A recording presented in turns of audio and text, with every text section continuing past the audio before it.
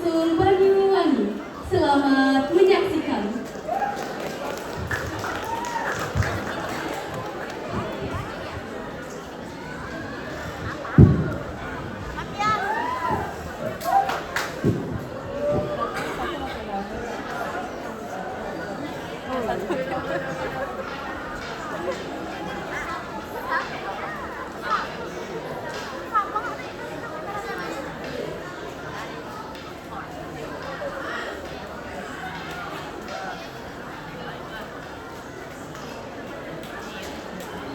Pada zaman dahulu kala di kawasan ujung timur Provinsi Jawa Timur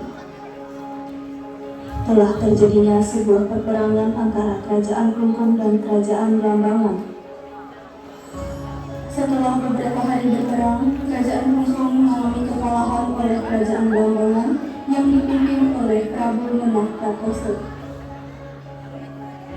Putra dan putri Raja Klungkung yaitu Raden Paksa dan Putri Surati berhasil selamat.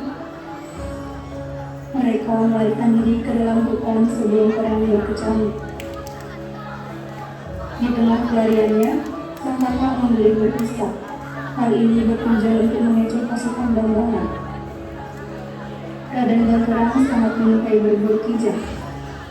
Suatu hari, berangkatlah dia menuju hutan dengan ditemani pengawal. Pagi ini aku akan berburu. Siapkan alat berburu. Baik, Raden. Peralatan sudah kami siapkan. Menurut kalian, kemana kita akan berburu? Bagaimana kau ikutin saja? Karena pasti di hutan banyak yang melintas. Kalau begitu, kita berangkat sekarang. Siap, Raden.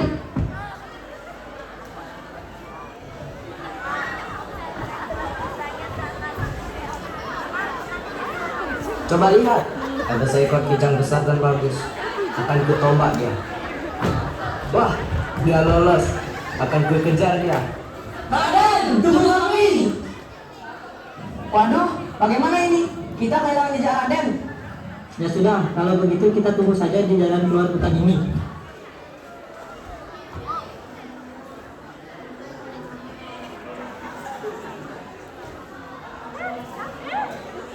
Akhirnya kau kena juga, kijang. Loh, mana para pengawalku ya? Pasti kami terpisah karena aku tadi larinya cepat. Tapi aku yakin mereka pasti menungguku di jalan keluar hutan ini, karena mereka pasti sudah kebiasaan. Gerahan gadis cantik dan jelita itu ya. Benarkah dia seorang manusia? Atau jangan-jangan penunggu hutan ini? Kau ini manusia atau penunggu hutan ini? Saya manusia. Nama saya Surati, berasal dari Kerajaan Klungkung. Lalu, mengapa kau ada di sini? Saya berada di tempat ini karena menyelamatkan diri dari serangan musuh. Ayah saya telah gugur dalam pertempuran mempertahankan mahkota kerajaan. Kalau begitu, apakah kau mau ikut bersamaku ke istana dan menjadi permaisuri? Apakah saya ini pantas bersama dengan Raden? Tentu saja, kau adalah gadis tercantik yang pernah kutemui dan hanya kamulah yang aku inginkan menjadi permaisuri. Dengan segala tenang hati, aku mau menerima lamaran ini. Dengan satu syarat, yaitu Raden harus setia dan bisa menjabatku. Tanpa kau minta pun, aku pasti akan melakukan itu, karena itu adalah kewajiban seorang kesatria. Nah, itu Raden. Tapi dengan siapa ya? Raden, tidak apa-apa kan? Kami tadi sangat cemas karena kehilangan jejak Raden di hutan. Ya, tadi karena terlalu bersemangat berburu kijang itu sehingga aku lupa bahwa kalian ikut. Tapi aku bersyukur sekali karena sekaligus menemukan tambatan hati. Syukurlah kalau Raden sudah mendapatkan tambatan hati. Kami juga ikut senang kalau Raden senang. Ya sudah, kalau begitu kita bergegas pulang ke istana dan merayakan pesta pernikahanku dengan Surati. Baik, Raden.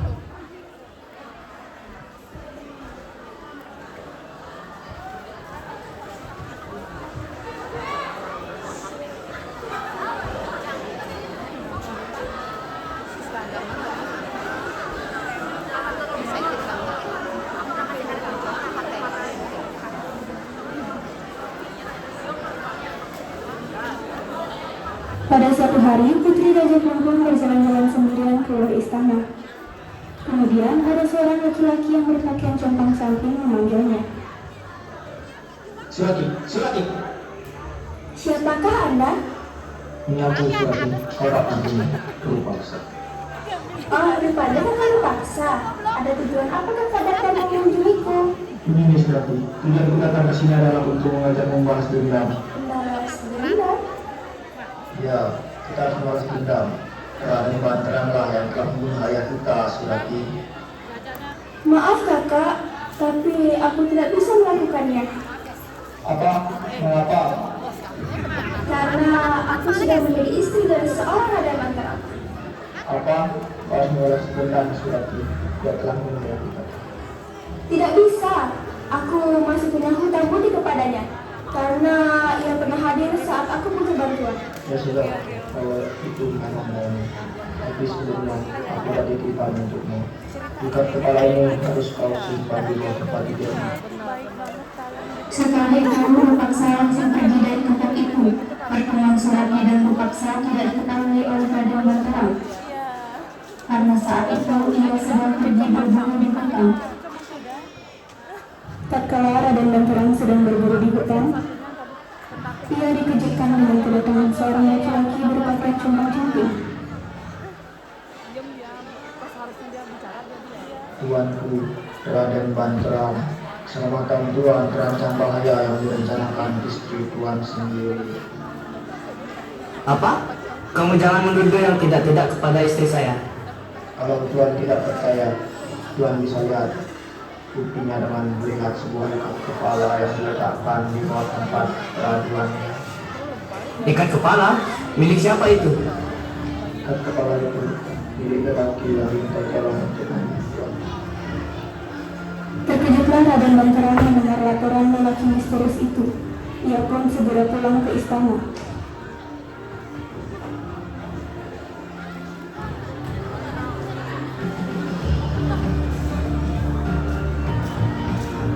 Sesampainya di istana, Raden Banterang langsung menuju ke peraduan istrinya. Dicarinya ikat kepala yang telah diseritakan lelaki yang ditemuinya di hutan tadi. Raden Banterang pun menemukan ikat kepala itu. Ini dia. Benar kata laki-laki itu. Surati, Surati. Ada apa? Kau merencanakan mau membunuhku, bukan? Apa? Tidak. Tidak ada sekalipun keinginan dia untuk membunuhmu. Ikat kepala ini sebagai bukti. Kau meminta tolong kepada pemilik ikat kepala ini untuk membunuhku. Begitukah balasanmu padaku? Jangan asal tuduh. Adinda sama sekali tidak bermaksud membunuh Kakanda. Apalagi meminta tolong kepada seseorang lelaki. Aku tidak percaya dengan apa yang kamu katakan. Sekarang ikut saya. Raden Banterang berniat menenggelamkan istrinya di sebuah sungai.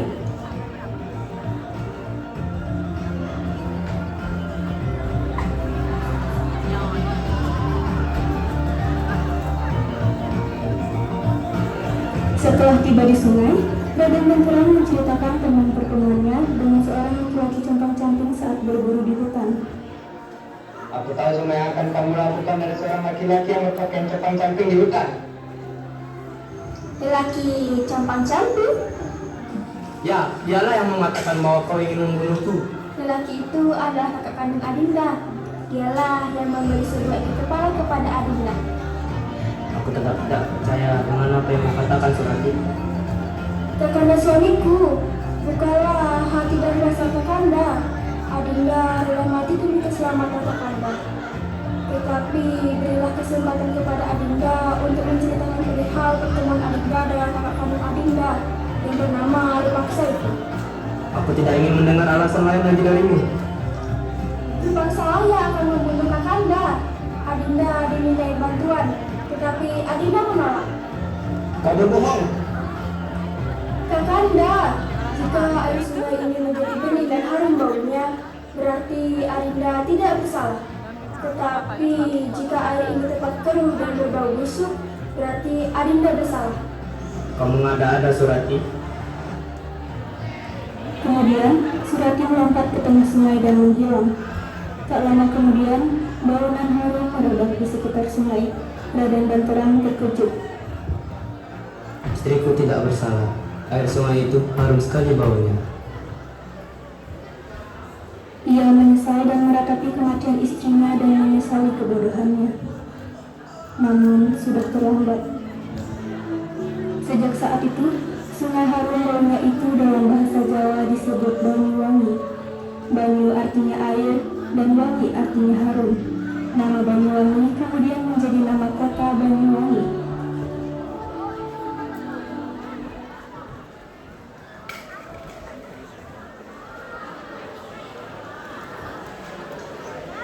Demikianlah penampilan drama asal-usul Banyuwangi yang telah kami tampilkan. Akhir kata saya ucapkan sekian, terima kasih. Parang Santi. Santi.